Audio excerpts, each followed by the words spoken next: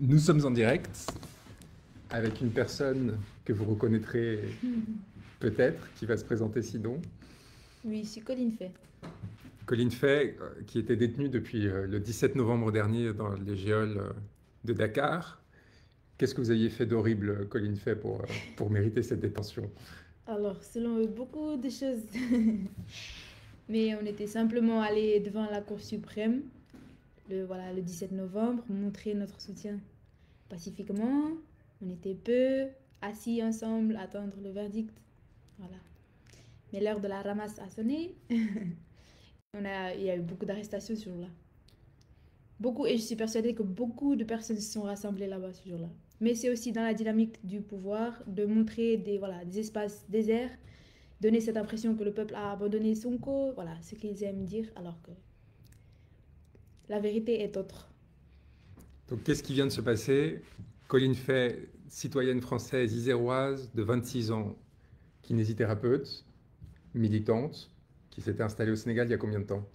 Un an, un peu plus d'un an. Un peu plus d'un an, Oui.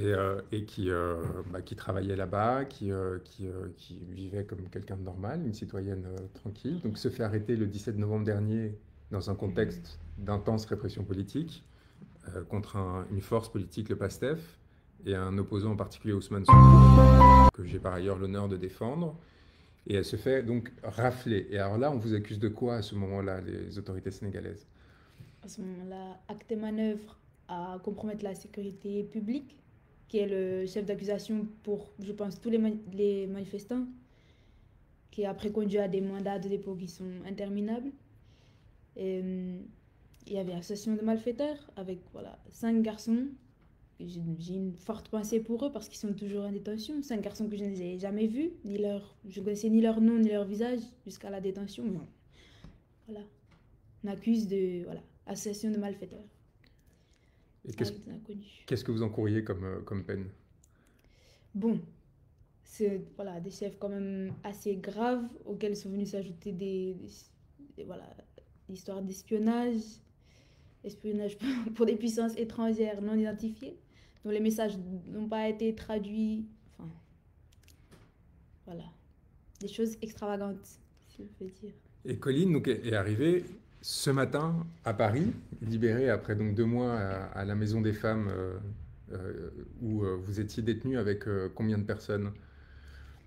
Là-bas, à la Maison des Femmes de Liberté 6, on est 130. Donc c'est pour ça que je suis libre, mais je ne suis qu'à moitié libre parce que j'ai laissé là-bas mes grandes sœurs. Matissa Nyang, là-bas depuis beaucoup trop de mois. Journaliste, simplement effectuer son travail. Nafisa Touguey, Yassine Diagne, Andala Eiffal et toutes les autres. Voilà, c'est des femmes très braves. Elles ont, voilà, c'était parfois des soutiens de famille, nombreuses fois des soutiens de famille, leur maman malade à l'extérieur, leurs enfants qui viennent au parloir en pleurs. Et moi, je n'ai vu que des femmes dignes, très braves. J'ai beaucoup, beaucoup de respect pour elles. Voilà, mes pensées vont à elles et à plus de 1000 autres détenus politiques. Mais voilà, comme on dit pour assurer une famille, tout y est modeste. Il ne reste pas longtemps. Il reste pas longtemps à tenir. Maintien rek, c'est dans ce moment-là que ça prend tout son sens. Moi, je pense que c'est un moment très émouvant pour nous parce que ça fait 2 mois avec mes confrères Amadousso et Cheikh Shiba qu'on faisait tout ce qu'on pouvait pour sortir non seulement Colline Fay, mais toutes les personnes qui avaient été détenues avec elle de la situation dans laquelle ils avaient été placés pour le pouvoir. Elle encourait perpétuité quand même, comme beaucoup d'autres détenus, du fait des accusations dont elle faisait l'objet. Comme Colline l'a rappelé, il y a 1000 prisonniers politiques qui restent détenus au Sénégal.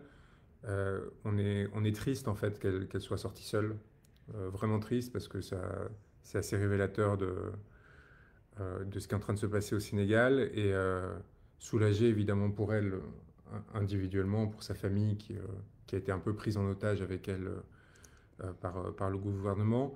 Très heureux de la mobilisation extraordinaire qu'il y a eu en sa faveur en France et de ce que sa situation a permis de faire connaître de la souffrance et de la situation du peuple sénégalais dans cette situation.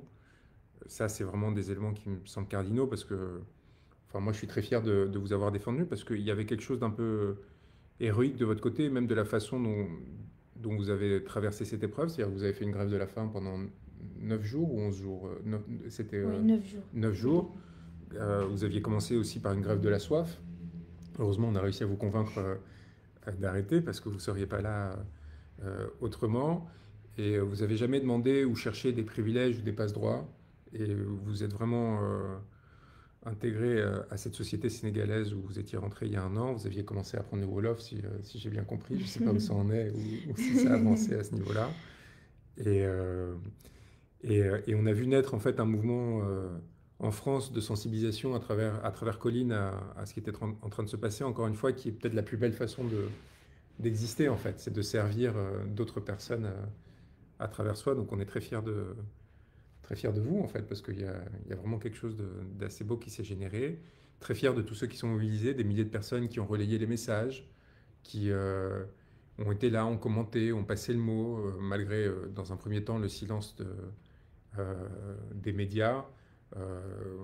On est très reconnaissant, moi je suis très reconnaissant à France Bleu Isère qui a osé casser un peu ce silence et qui a notamment accompagné après la famille dans chacune des manifestations et toutes les personnes qui sont mobilisées, les militants, qui soient de XR, qui soient écologistes, qui soient simples citoyens, de la diaspora, qui ont permis en fait de maintenir l'attention sur ce gouvernement très particulier qui nous a laissé un peu de côté, qui communiquait pas beaucoup avec nous, qui nous donnait pas d'éléments de compréhension de ce qui était en train de se passer et qui visiblement était un peu gêné en fait par la situation et par le fait qu'il y ait une citoyenne française qui soit devenue une sorte de victime collatérale de ce qui se passait au Sénégal, parce que c'est facile d'oublier les souffrances que les gens connaissent quand ils sont loin de nous. C'est plus difficile quand il y a quelqu'un qui était à côté de nous, qui tout d'un coup se retrouve pris dans ce piège. Donc là aussi, je trouvais ça assez joli et on est très ému. Je pense que vous êtes très fatigué aussi de ce que vous avez vécu. Oui.